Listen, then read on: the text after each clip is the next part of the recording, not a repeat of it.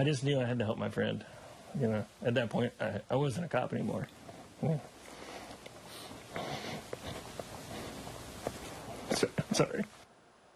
Tragedy averted by a heroic DeSoto County deputy. He jumped out of his car, ran through traffic, and jumped onto that moving tractor trailer to save the driver and other people nearby. Only NBC2's Samantha Servin is talking to the man who risked it all to find out he was actually saving a friend.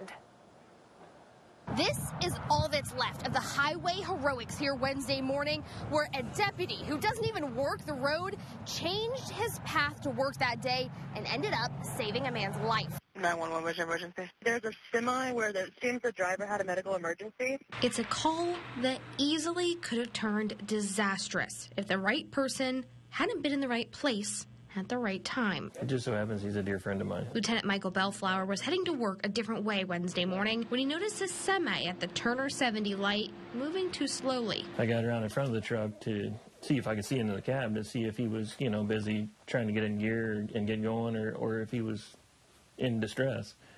So when I got around to the front of the truck, I could obviously see he was in some distress. That's when he jumped into action.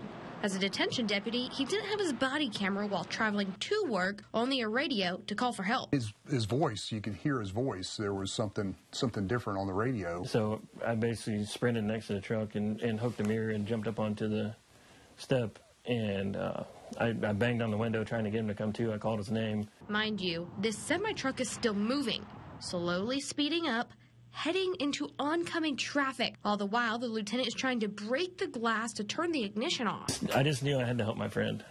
You know, at that point, I wasn't a cop anymore. Yeah.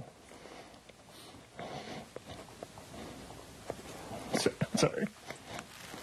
You can see the tire marks where the truck slid into the shoulder by Winn-Dixie, glass still shattered in the grass. Bellflower has the cuts to prove he used all his strength to save his friend.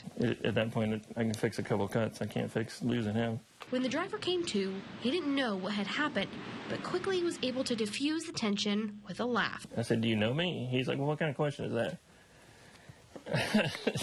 He said, "What did I hit with my mirror?" I said, "You didn't hit anything." Yeah. He's like, "Where'd all this glass come from?" He said, I said I had to bust your window out." "Well, why would you do something like that?" I said, "I was trying to save your life, but I didn't know what else to do." And it's something Bellflower says he would do again, even if it meant putting his own life on the line. You know, it's divine intervention. I mean, there's no other way to just explain it. As you can see, this isn't a rural road. People were still traveling as all this was going down. It's just a miracle no one was hurt. I'm local in Arcadia. Samantha Servin, NBC2.